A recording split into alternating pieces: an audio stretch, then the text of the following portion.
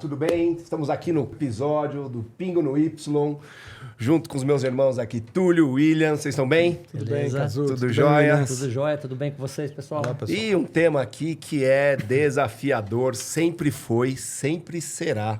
Que parece que é um tema atual, mas desde que eu me conheço por gestor, ele está à tona, que é desenvolvimento de lideranças. Desenvolvimento de liderança. Inclusive, foi um tema que, quando nós estávamos andando na nossa antiga Yasaka, lá na Rua dos Íris, na Vila Mariana, o Williams falou para mim assim uma vez: Cazu, eu tenho um sonho de ter uma equipe grande. Não sei por quê. Eu falei, todo empresário tem sonho de ter um faturamento grande, né? O cara tem o sonho de ter uma equipe grande.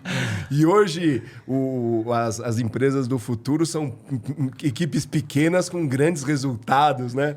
Mas o Williams tinha um sonho de ter uma equipe grande e no meio do caminho ele me perguntou, nós podemos ter uma equipe grande?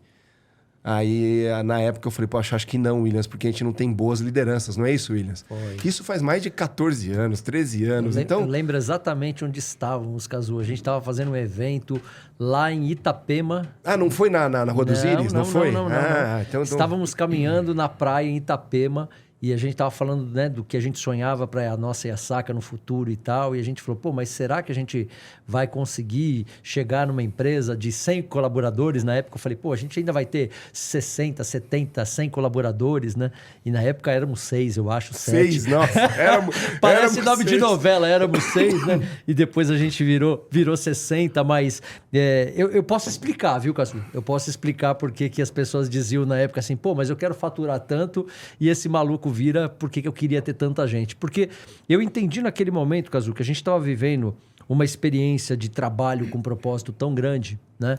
Que eu acreditava, e você também, e o Túlio acreditava tanto naquilo que a gente levava, naquilo que a gente fazia para os nossos clientes como contribuição, que eu falei, poxa, mas isso é tão gostoso que eu queria que mais gente pudesse viver aquele significado no trabalho que nós estávamos dando naquela época, que graças a Deus até hoje ainda é enorme, mas naquela época era assim, poxa, se eu estou vivendo esse estado, né, o estado de nirvana que a gente fala, tão gostoso, eu estou vendo tanto significado, eu quero ter muito mais gente comigo. Então, só te explicando por que na época eu falei disso, tá? O Túlio já foi líder de grandes equipes, já, né, Túlio? Já tivemos oportunidade de estar com muita gente e de fato, esse tema, formação de líderes, me rememora muita coisa, cara. Porque a gente sabe, né, que a alta liderança é um funil pequeno e o que faz acontecer é a média liderança, que é o elo entre a estratégia e a operação.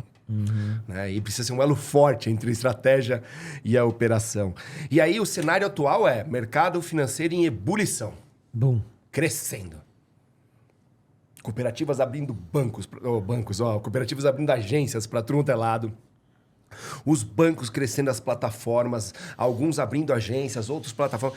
Tá enorme. Né? Esse é o cenário de expansão, de ebulição. Além de tudo, a nova geração não quer ser líder. Nós temos um cenário que eles não querem ser líder. E eu preciso de liderança, né? Nesse processo todo. E aí, Williams, nesse cenário, Túlio, aí eu vou lançar a pergunta, porque ela é uma pergunta aí difícil, né? Poxa, um mercado em plena ebulição, prosperidade, e a nova geração não quer ser líder.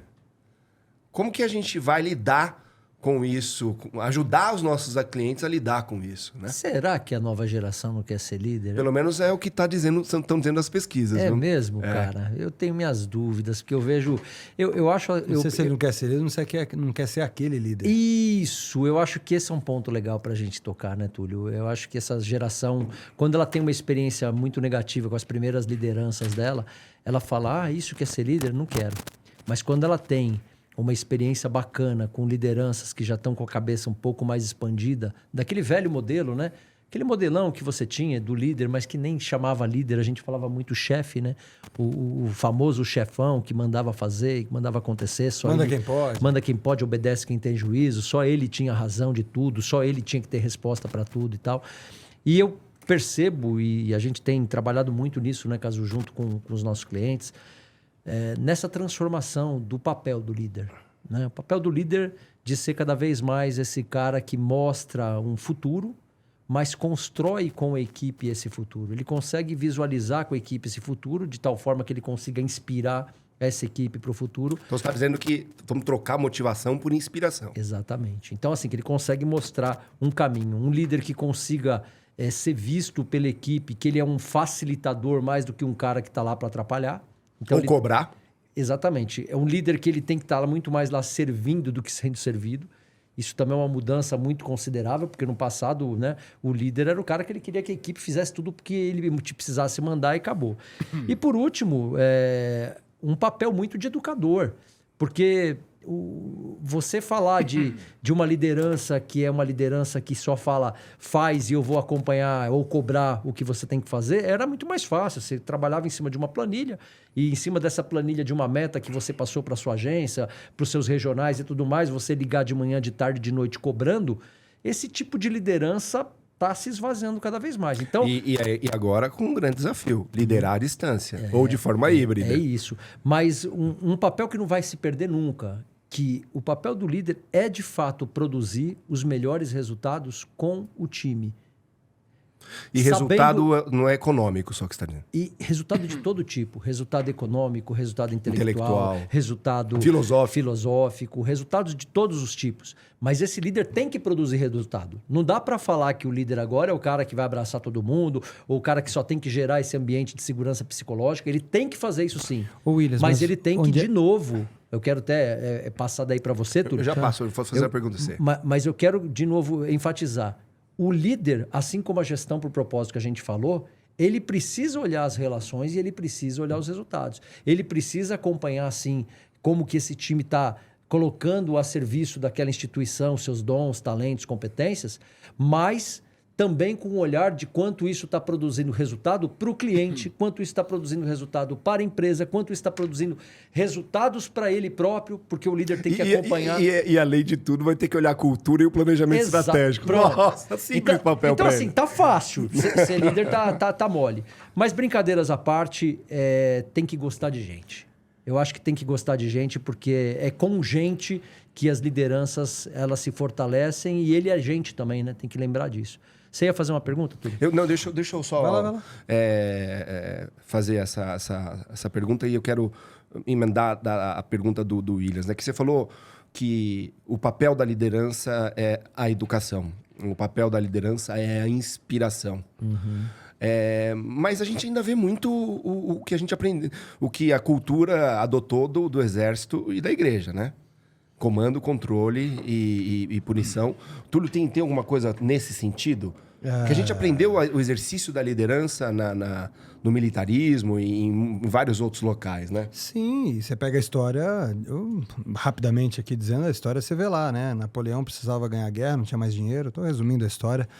E o que a gente faz, né? Bom, vamos dar arma na mão de bandido. Mas, cara, para eu dar arma na mão de bandido, para ele ajudar a lutar, vou fazer o seguinte, mas como é que eu vou dar arma? Eu não confio. Então faz o seguinte, a cada 20 bandidos que são vestidos de amarelo, eu vou dar, ou que estão com uma insígnia, vou pôr uma pessoa tomando conta deles de vermelho. Então eu tenho 200 bandidos, eu tenho de amarelo, eu tenho 20 supervisores, né? Que eu confio mais. Que eu confio mais que vão tomar conta, mas eu não confio tanto nesses caras de vermelho. Então eu vou botar de azul, vou botar 10, e aí cria-se o organograma e a distorção do processo que é hoje entendido como um organograma. E aí começa assim, manda quem pode, obedece quem tem. É uma herança cultural onde nós estamos inseridos não só no Brasil, no mundo. E aí vem essa coisa da equipe autônoma, equipe autogerida e tantas metodologias que a gente fala, a squad e tal. Mas tirando o modismo, vamos pensar na essência, que é o que a gente vem falando desde agora. Servir e não se servir do outro vale para fora e vale para dentro. Né? Vale para atender o meu cliente, meu cooperado, e vale para atender minha equipe também. E pau que bate em Chico, bate em Francisco, já diz o Williams, né, Williams? Então, vale... Já diria o filósofo. Eu também aprendi algum dia na vida, talvez com o meu amigo Cássio, que trabalhou comigo no banco há muito tempo, acho que veio de lá, né? Então nessa linha, eu preciso falar da modelagem mental. Então, há um jeito de fazer que, se a gente não fez, a gente viveu e viu alguém fazendo, e provavelmente quem está assistindo já viu isso acontecer, que não está no banco, não está na empresa, está na ausência de uma cultura. Quem não sabe faz do jeito que aprendeu ou ouviu em algum lugar. E que jeito que eu vi? A gente chama aqui, né, saca de CCP ao cubo. Elevado, como que elevado é? Peraí, fala aí. CCP elevado à terceira potência. Que é? Quer ver? É simples, ó. Traduz aí pra turma, Túlio, faz favor. Você pode não ter vivido, não ter feito, mas tu ouviu falar. Eu controlo, eu comando, e aí o P, ou eu puno, ou eu pressiono, ou eu premio. Quer dizer, esta fórmula... Comando, controle e punição? Punição, premiação e pressão. Certo? Quer dizer, eu pressiono. Isso deu certo durante mais de 20 anos. Isso vem da era, né, da era industrial. E Túlio, ainda dá certo, aquela grande crítica. Dava, tem que honrar isso, porque aquela grande crítica, os tempos modernos, do Chaplin... Não, mas mesmo fica... que... Eu tô dizendo hoje, ainda dá certo. Dá certo. O resultado de imediato vem. Vem, e ele resolve problemas pontuais e aí explode equipes e aumenta muitas vezes aumenta o... Eu tô num diagnóstico agora que o meu maior desafio foi... Por que trocou 4 diretores de uma instituição financeira, de um banco, em 6 anos? Diretor comercial. 4 diretores comerciais trocados em 6 anos. Porque você não manda o jogador de futebol embora, né? Você troca o técnico, né? Pô, Então, mas o que tá acontecendo? E aí chama... Quando você troca 4 diretores de negócio em 6 anos, o problema tá no presidente. E aí chama uma... Não, então, é difícil se reconhecer nessa hora, mas nessa hora chama uma consultoria para me ajudar, né? E aí nessa hora que a gente fala, olha, vamos lá. A gente tem coisa que a gente sabe jogar que a gente não sabe jogar, mas não tem jogo ganho, não é verdade? Você precisa combinar uma jogada e tá lá na ponta. Então, ou eu tenho essa cultura do controle, comando e punição, que tinha aquela grande crítica de Chaplin, né? Que desenvolveu uma máquina para ele comer o milho, não, que ele ia embora fazendo isso. E o bonequinho que você não vendia tava na mesa, lembra disso? Então, exatamente. Não, a gente passa por culturas assim, e livros históricos que nos trouxeram até aqui, tomadas de decisão baseada em eficiência diária, fecha a área e pega aquele dinheiro e investe em outra, e deu muito resultado. E são livros de cabeceira de muita gente até hoje. Pessoal, nada contra. Né? Tem gente que gosta de branco, tem gente que gosta de preto como cor. A gente precisa, fazendo um degradê de tudo isso, a gente só precisa entender o que mais, como diz lá no interior de onde eu vim, o que mais orna, né? Com essa nova jornada que a gente está vivendo. E quando a gente olha para isso, assim, será que não dá para sair dessa dependência do controle, comando e punição, essa coisa infernal que põe rédea nas pessoas, e o que não falta é tecnologia? Pô, eu fui de operação de mercado financeiro. Você fez isso, Túlio? Cara, a gente sabia, Williams, a gente sabia a hora que o cara ia no banheiro. Porque tinha o log e o deslog. Não vou nem falar o nome daqui das ferramentas, porque muita gente usa até hoje. Então, aquele líder desavisado que acha que ele tem que controlar, ele sabe o horário que a pessoa loga e desloga na máquina. Ponto eletrônico, seja como for o chamado. Então, assim, ele tá de olho... o cara tá em casa, mas eu tô controlando ele. Não, mas não é por maldade, é só para ver se ele está trabalhando. Então não tem a ver com escolha de ser bom ou mal, tem a ver com necessidade de controle, porque eu não tenho outra ferramenta, eu não confio, aquela confiança que a gente falou no podcast não está presente. Bom, esse é um ponto. Como é que eu resolvo essa parada? Não tem uma fórmula mágica, mas temos um caminho, que a gente tem conhecido grandes líderes usando, isso está escrito em muitos lugares, que é você poder educar, acompanhar e apoiar. Há um conjunto de verbos que está ali no controlar, dominar, não é? Essa coisa de comandar, pressionar, premiar. E isso combina com uma cultura. E se você está nela, ok, para você. Certo? Especialmente numa cultura de competição, né? Perfeito. Então, e combina bem, hein? Tá vendo? Então, tem um conjunto de verbos que está desse lado. Do outro lado, você tem o ajudar, o servir, o educar, o apoiar, o acompanhar, com uma série de ferramentas. Então, ele está operando mesmo jeito que operar. A operação é a mesma, é liderar pessoas, mas as ferramentas são outras. É que, né, todo mundo diz que o maior desafio mas só para fechar, de um negócio é gente, né? Só para fechar. Para mim, então, o maior desafio do papel de um líder hoje é entender e ver literalmente as pessoas como fim, não como meio. Esse, para mim, é o grande desafio do processo. E aí, você falando, me remete uma coisa, né? Todo mundo, né? Empresários, executivos. Pô, o maior desafio é gente. Não é que o maior desafio... Né? É o desafio, não é o maior, é o desafio. É unir gente, é alinhar, é inspirar. Mas para mim é o maior patrimônio. Né? Então, assim, eu falo, né? Nós não queremos mão de obra, nem cabeça de obra. Coração, né? É transformar as pessoas em coração de obra, aí é um cara, um líder. E eu tava lembrando, Williams, assim, das pessoas que mais, com todos os seus defeitos, né? Criptonitas e superpoderes. A professora que mais marcou minha vida. Eu Eu perdi um ano da minha escola e eu tive dificuldade no português. Eu sou bom em matemática, eu sou em exatas, né? E no português eu não dava muito bem. Ela chamava a professora Estela, morava em Iguape, cara. E quando eu mudei de Iguape, ela falou, você vai me escrever uma carta toda semana. E eu vou revisar a carta e devolver para você. Ela fez isso por 1 ano e meio. Eu falei, olha, cara, como ela educou, apoiou e me acompanhou por 1 ano e meio extra, eu não morava mais lá. Essa pessoa marcou minha vida. Toda vez que eu passo na frente da loja, ela vende produtos para crochê em Iguape, né? Minha mãe mora lá. Tô lembrando da dona Kika que eu passo puxava minha na orelha. frente, cara, e eu falo oi, eu agradeço ela. E outra, qual líder que marcou a sua vida? Nossa, Cazu, você falando aqui, eu tive um déjà vu aqui, né? Cara, eu trabalhei numa empresa, eu tive uma empresa de tecnologia que inclusive prestava serviços para bancos, né? Eu acabei, meio que na minha vida foi meio pautada no mercado financeiro. Ou trabalhava em bancos, ou para bancos, ou agora fazendo educação para o mercado financeiro. Tenho muita gratidão, né, por bancos e por esse mercado financeiro, porque construí minha vida ali. Mas eu lembro que gurizão, né? Gente gurizão, cheio de razão e tal. E eu já me sentia na época, não, eu sou já um cara bom, um cara formado. Eu era Key Account. Nessa que é empresa. isso? Nome Key bonito, Account. cara. Key Account, cara. Eu cuidava de conta-chave na empresa, né? Que eram as grandes contas e tal. E um dia, eu voltando de uma visita num Key Account, eu tive um líder que chamava Aristo. O nome dele, na verdade, eu nunca vou esquecer, porque era Aristóxenes, o nome dele. Mas ele gostava que chamasse ele de Aristo, um cara lá de Curitiba, um cara do Paraná. E aí, eu todo cheio de razão, cheguei bufando para reclamar, né, pro Aristo. Mas eu tive lá no cliente, tá acontecendo isso. E comecei assim, cara, o cara sentado e eu sentei na frente dele e comecei a soltar os cachorros e me lamuriar e tal. Eu falei assim, Aristo, mas você não tá vendo que não é fácil? Isso não tá fácil? Ele falou, mas... Williams, se fosse fácil, não precisava de você.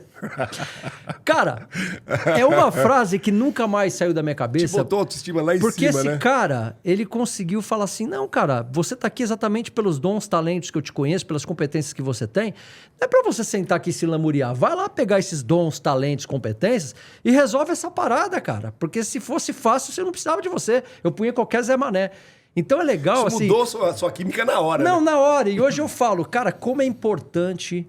Foi um líder inspirador. Então, esse cara, ele neste momento, ele foi um líder muito inspirador. Porque eu não tinha essa visão. E eu tinha uma visão que, eu vou lá, vou reclamar e tudo mais. E esse cara me colocou no lugar certo. E você, Túlio? Um líder que te educou, acompanhou, que marcou a tua vida? Bom, primeiro, minha mãe. Não, vou dizer por quê. Essa não vale, né? Vou dizer por quê. Essa daí, acho que todos nós aqui... Ela é professora educadora e eu numa faculdade que eu não queria ter entrado, fazia Direito, no interior de São Paulo. Entrei por susto. É aquela coisa, né? Vai fazer Direito porque você pode ser um monte de coisa. Mas eu não queria estar lá. E aí comecei a enrolar a faculdade, né? E ela, até então, aquela transição de pai e mãe pagando, né? E ela professora e tal. Até que um dia ela chegou, foi comigo fazer a rematrícula. Todo ano tinha rematrícula, né? Foi dar uma olhada assim. Ela falou, Ivone, secretária, pega aí pra mim. Deixa eu ver aqui. Aí peguei a carga horária, tinha reprovado um monte de coisa. Não tava nem aí pra faculdade, não fazia sentido aquilo pra mim. E eu me via vagabundo naquela época, né? Não percebia que eu não estava tendo ali no lugar certo. Trabalhando bem, batendo todas as metas no meu negócio, no meu trabalho. Trabalhava em consórcio na época, mercado financeiro também. E já era supervisor, era team leader, tem uns nomes bonitos, né? Branch head, team leader. E aí, e nesse momento, a dona Durva chegou e falou assim, Ivone, traz aquela outra cartinha que eu te liguei. Eu falei, mas que cartinha? Era a cartinha de trancamento de matrícula. Foi o melhor presente que ela me deu. Ela falou, basta. A partir de agora, você precisa entender que você tem que buscar algo, de fato, não para concluir um curso ou para ter uma formação, mas para, sim, ser um homem melhor, né? E eu estava sedado e seduzido pelos resultados que eu tinha em vendas. Então, o que eu penso, William, se você me perguntou ali atrás, assim, você já fez muito disso? Fiz, cara. Fiz porque tem uma coisa que você vai aprendendo na vida lá atrás, que assim, crescer significa... o que é se dar bem na vida? O que é se dar bem na vida? Fulano se deu bem na vida, né? O pessoal falava isso. Se dar bem? Cada um tem um parâmetro que é se dar bem na vida. E para mim era ser supervisor, vendedor. Tinha lá um dom, um talento para negociar, desde que eu comecei a vender batata frita na rua. E aí tinha esse processo. E quando eu entrei, principalmente no mercado financeiro, onde foi uma empresa grande, que eu tinha todos os recursos, toda a informação, e eu sou um cara muito organizado, falei, cara, aqui eu tenho toda a informação para fazer com que as pessoas produzam mais. Eu quero ajudar essas pessoas. E eu trazia gente para ensinar. Só que tinha uma coisa, ele tinha que fazer do meu jeito, porque meu jeito dava certo. Então, eu só não combinava o jogo. Sabe aquela coisa? Não combinei com os alemães, né? Eu só fazia eles fazerem o que eu queria, através do controle, para chegar no resultado que era bom para eles e para mim. Só esqueci de combinar isso com eles. Eu estava querendo ajudar, só que eu esqueci que eu falava que eu ajudava. Eu só controlava, comandava, né? Então, sempre fui muito justo, nunca meios ilegais ou enroladores, né? De levar as pessoas. Mas eu tenho certeza que eu causei pressão em muita gente por aí. E olha só, muitas dessas pessoas estão com a gente na ressaca. Devem estar ouvindo a gente agora. Eu tenho uma história só para dizer que a vida não são só flores, né? Meu primeiro emprego... E ó, só para dizer, só para fechar. Não fosse esse aprendizado, eu não conseguiria transmitir com tanta verdade no meu coração e não teria vindo para cá. Porque, de fato, a gente sai, né, de opressor e se torna Agora, uma cara que Cássio, ajuda as pessoas. Antes de você passar, né, para o que você ia falar, eu queria só pegar um gancho no que o Túlio falou. O que é mais fácil? Comandar, controlar Mas é e muito punir mais fácil. ou educar, acompanhar e apoiar? É muito mais fácil. O que dá mais trabalho? Não, o que é mais fácil é CCP ao cubo. CCP é o cubo. É muito simples a forma. Ei, faz isso. Ei, por que você não fez isso? Então agora, já que você não fez isso, eu não preciso... A punição hoje não pode ser punição física, nem moral. Dá assédio, né? Não, ela é psicológica. É uma punição psicológica. Eu não te cumprimento direito. Eu almoço com seu amiguinho, mas não almoço com você. Não olho no seu olho. Eu não olho no seu olho. E a pressão, muitas vezes, hoje em dia, que eu não posso ficar botando muita pressão, é só aquela bufada. Sabe? Então, existem hoje os mecanismos que a gente não podia usar o passado, né? No passado a gente botava ranking na parede, botava o bonequinho do palhaço que batia a meta. Lembra disso? Hoje mas ainda existe, né? Mas não, é proibido, né? Isso aí dá assédio moral, da E processo. tem gente que é mestre em fazer isso e agora escreve livros de como não fazer. Mas é né? muito mais fácil isso. O outro, Williams, ele é trabalhoso e tem que ter uma coisa no ser humano, que é uma virtude da paciência, de empatia pelo outro, de um poder de escuta absurdo. Você tem que ter um poder de escuta, assim, de sensibilidade, né? As novas gerações, elas não estão mais sensíveis, elas estão mais espertas. Ei, comigo não. Se eu me ofende, eu vou falar. Ora tem razão, ora é mimimi. Não tenho dúvida que tem muito mimimi, mas tem muita razão no que se fala, né? Então, é muito mais fácil comandar, controlar, punir, pressionar ou premiar. Principalmente premiar. Já que eu não posso pressionar, nem posso punir, nem posso pressionar, porque isso já não é legal. Porque senão o cara fica doente, começa a tomar antidepressivo. O Turvo já falou no outro podcast que o Brasil toma mais antidepressivo e ansiolítico do que Neosaldina. Então... isso gera... Então, vamos fazer o seguinte, eu vou comprar o seu engajamento. Eu compro o seu engajamento. Então, te dou prêmios, te dou campanhas, pago mais PPR. E é muito mais fácil, cara. E fica quietinho e trabalha. E fica quietinho e trabalha. E eu quero ver você feliz. E começa a acreditar que, de fato, a remuneração é o diferencial para reter talentos, né? Perfeito. E não é. Eu não dou mais nada, eu não dou respeito, eu não dou acompanhamento, eu não ensino, então pelo menos me dê dinheiro, educar é uma dádiva de Deus. Eu lembro da minha primeira líder, cara, no meu primeiro emprego, hein? Dado pelo meu padrasto. Eu fazia técnico de enfermagem. Eu sabia programar em COBOL, cara. Olô, informática? De informática. Você mas fui trabalhar... da MS-DOS, cara? Pô, MS-DOS, cara. DB 123? COBOL, cara. COBOL. E eu fui trabalhar no CPD de uma empresa de assistência médica onde ele era o diretor. E fui lá trabalhar como estagiário. E ela me ensinando a digitar, porque a gente digitava as propostas. Então, ela me ensinando a digitar. Quando eu catava milho, ela me ensinava. Tanto é que eu digito bem. Hoje, se você olhar, eu no posso errar o que eu estou escrevendo, mas eu digito rápido, né? Com a professora de português. E de vez em quando... Moleque, né? Eu tinha o quê? 18 anos. De vez em quando eu ia com aquelas camisas de basquete Tava na moda basquete na época, Los Angeles Lakers, essas coisas. Com umas roupas, ela falou, mas não pode, assim. Ela me ensinou a me vestir, ela me ensinou a me comportar, ela me ensinou a digitar, ela me ensinou a programar. E uma vez, cara, nós estávamos com um problema, que essa liderança foi fantástica na minha vida. Eu queria lembrar o nome dela, mas eu era muito novo. Tava todo mundo tentando resolver um problema num computador. E eu achei que eu podia resolver, porque eu tinha visto no curso de tecnologia que eu fiz. Cara, eu apaguei o arquivo inteirinho. De todo mundo, todos os boletos, cara, da empresa de assistência médica. Ela viu aquilo, o outro técnico tentou puxar, não é igual hoje, né? Tentou puxar, puxou uma base. Aí ela parou todo mundo e falou, erro cometido, isso acontece. Agora é plano de contingência, nós vamos fazer 24 horas até digitar tudo de novo. A gente fez um plantão, um erro meu. A gente fez um plantão, ferrei todo mundo. Mas ela segurou a onda, todo mundo foi, digitamos tudo. Aí ela chamou o diretor, explicou o que tinha acontecido e explicou que já tinha resolvido. Só que o diretor era meu padrasto, cara. Nossa senhora, eu acabei com o negócio. Mas assim, uma liderança muito inspiradora. Então, quem esquece de uma liderança que educou?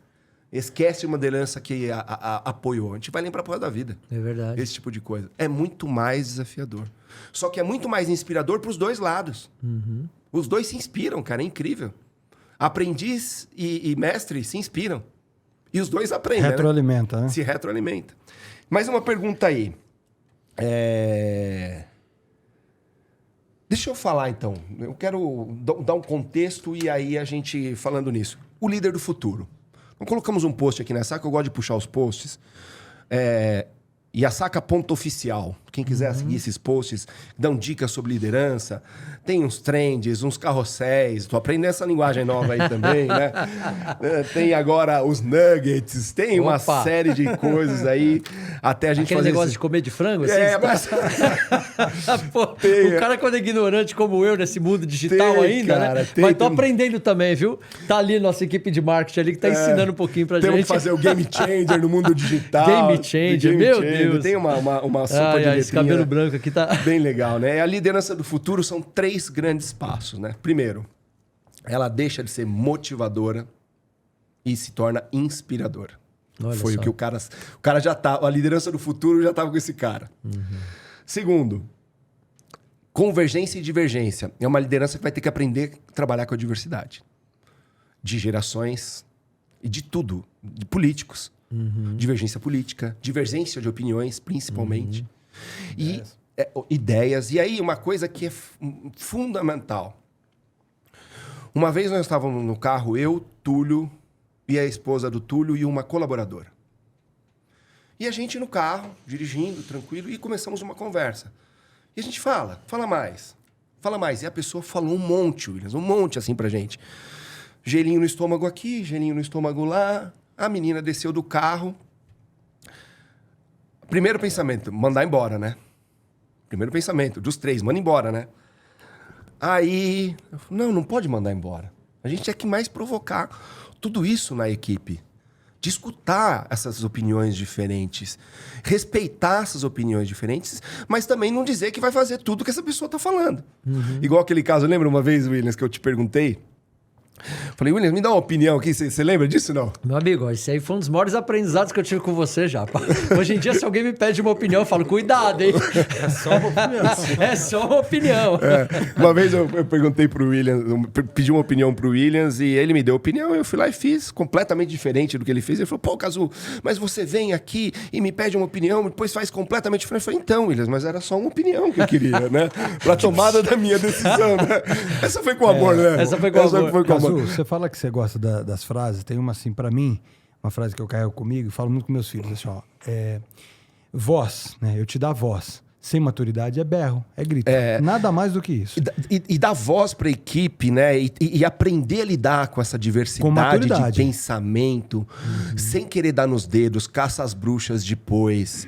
Isso é uma liderança do futuro. Você vai ter que aprender. Antes de você falar o terceiro ponto, eu acho que cabe um pouco no que você está falando agora. Eu me lembrei de um aspecto que eu tenho entendido que é fundamental e a gente tem vivido isso dentro da Yasaka e eu não tenho dúvida de quem tá nos acompanhando aí deve viver também.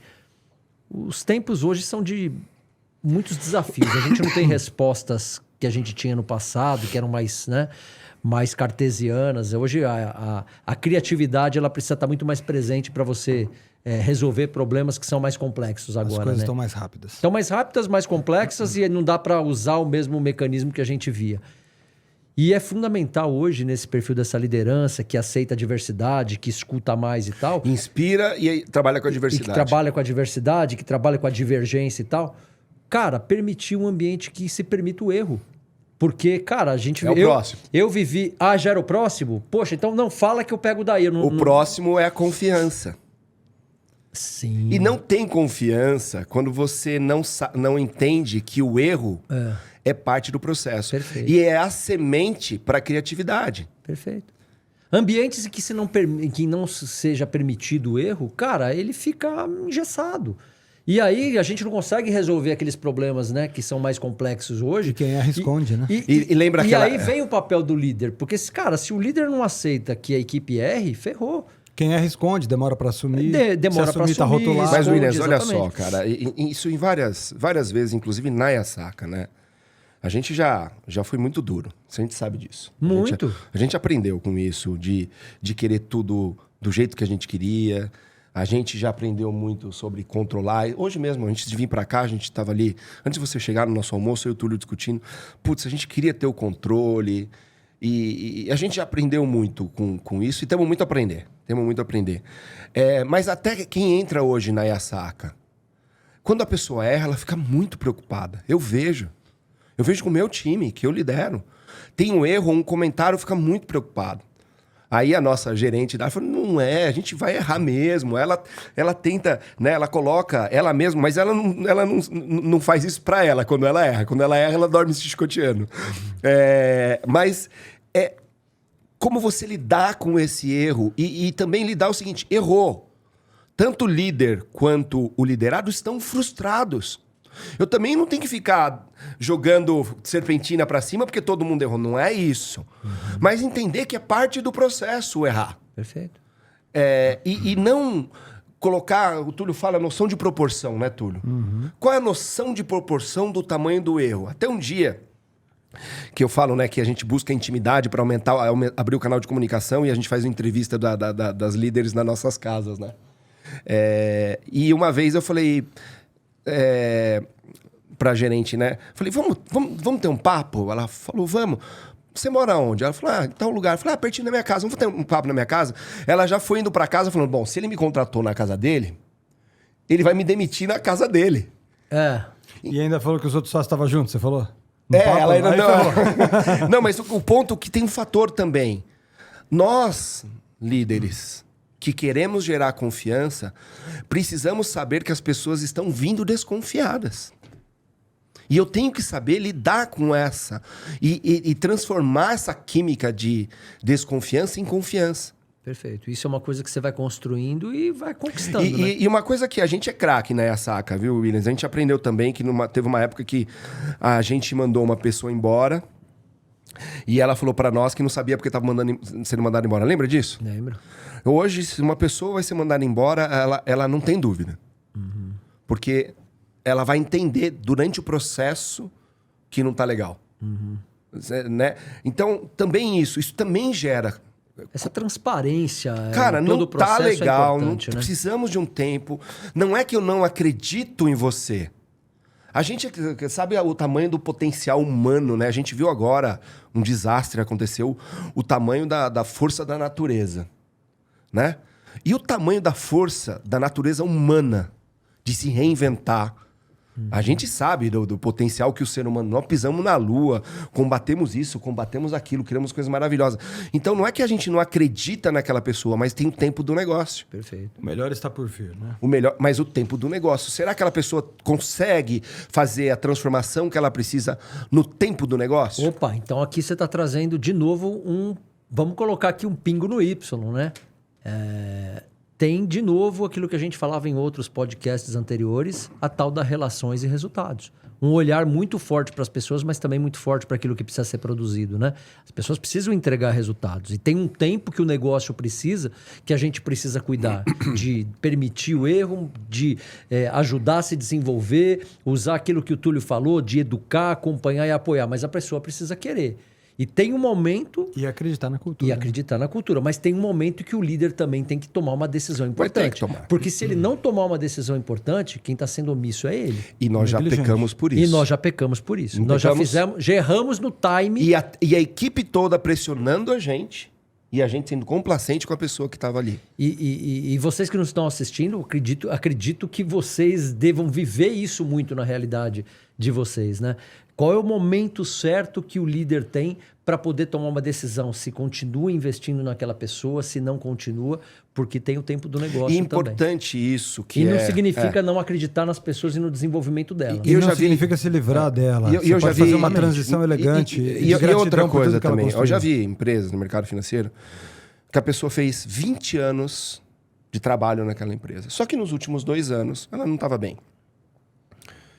E ia ser mandado embora. E eu, no projeto, né? Mas espera aí, tem 20 anos. Nos últimos 2 anos, são vários feedbacks, ela não desenvolveu. E vocês só vão mandar embora assim, mandar embora e mandar embora? Porque não tá produzindo, a relação tá e resultado. Tá ruim. Eu falei, mas tá ruim só 2 anos e 18. Ou tá ruim 20 anos? Porque se tá ruim 20 anos, quem errou foi vocês, de ser tão complacente. Uhum. Não, só tá ruim nos últimos 1 ano e 6.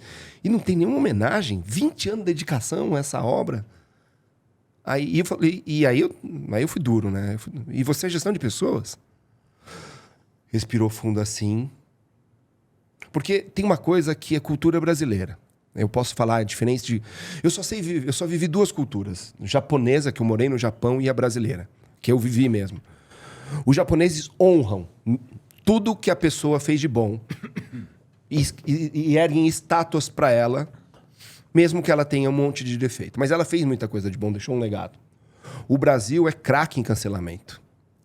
A gente gosta, não sei porquê, dessa cultura de querer cancelar. Até saiu uma música agora, de uma cantora popular, eu esqueci o nome da música, que fala sobre o cancelamento. Então, como assim? Uma pessoa que por 18 anos conseguiu manter o relacionamento e ela sai simplesmente assim. Que mensagem que ela daria para todos os restos dos colaboradores, todos os colaboradores que ficaram 20 anos de dedicação, simplesmente papum.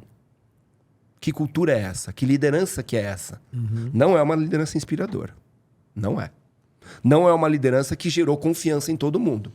Pode até ter educado, mas não gerou confiança em todo mundo. E como que acabou essa história, Cazu? Só para eu saber. Essa pessoa efetivamente saiu, mas saiu de uma forma diferente. Não, essa pessoa dormiu, acordou, essa gestão de pessoas dormiu, acordou, no outro dia me agradeceu, fez uma festa de despedida honrosa, agradeceu por todos os anos de dedicação daquela pessoa e quando terminou o projeto falou, foi a maior lição da minha vida. Olha que legal. Foi a gestão de pessoas. Falou, foi a maior lição da minha vida, foi essa que você me deu. Honrar tudo que a gente já construiu, porque isso gera relação, gera cultura de confiança. Honrar, inclusive, os erros. Uhum.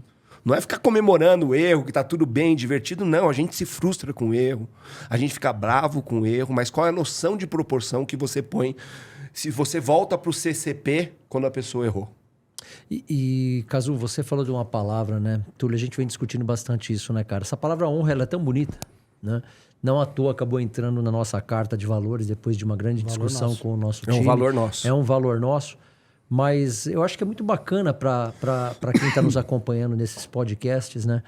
Lembrar sempre de honrar aquilo que nos trouxe até aqui. Porque a gente está falando aqui de práticas que eu tive, que o Túlio teve, práticas que a gente teve no passado, que deram muito resultado, que levaram as nossas instituições que a gente trabalhava na época, até aqui, né? Que nos trouxe até aqui. E a mesma coisa que está acontecendo com cada uma das instituições financeiras que fazem parte desses projetos e tudo mais. Não é a gente pichar, olhar para trás com vergonha do que a gente fazia, mas é entender que daqui para frente vai requerer coisas que a gente não tinha feito ainda, seja no modo de liderar, seja no modo de encarar o nosso cliente, seja no modo de olhar o negócio, quer dizer, poxa, eu não punha propósito antes, eu não tinha essa visão de significado, agora tenho. Isso gera confiança na cultura. Perfeito. E uma coisa, William, honrar. Eu fiz uma coisa que me envergonha. E o mundo tá cheio de histórias que se envergonha. Como que eu vou honrar alguma coisa que me envergonha? Não posso, né? Cometemos atrocidades como seres humanos. Nós, como empresários, já cometemos erros, como os executivos também. Honrar é outra coisa, eu não repito mais aquilo. Aí eu honro o aprendizado e o que eu causei. Eu não repito mais aquilo, eu não apago da história coisas ruins. E honrar todo o processo de resultados bons, aprender com tudo que a gente errou. Então, isso gera a cultura da confiança e o líder precisa saber fazer isso nas suas equipes. Perfeito. Olha, eu fico imaginando, assim,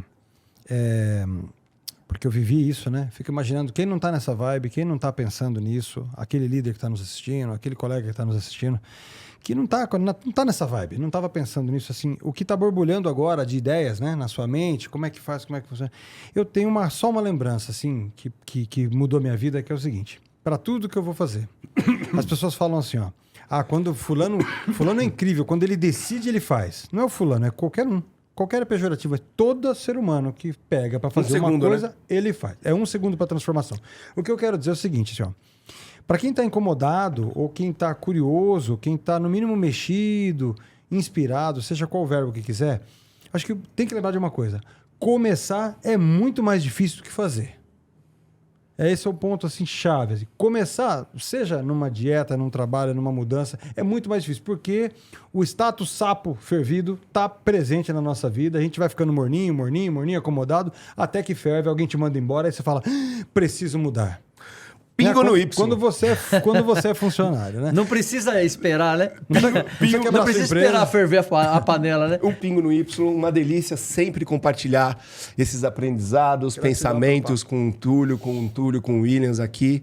E vocês aí que querem mais, Iasaca.oficial, nós estamos lá nas mídias oficiais para vocês seguirem os podcasts, as postagens que a gente coloca e tem muito mais vindo por aí. Tchau, tchau. Valeu, gente.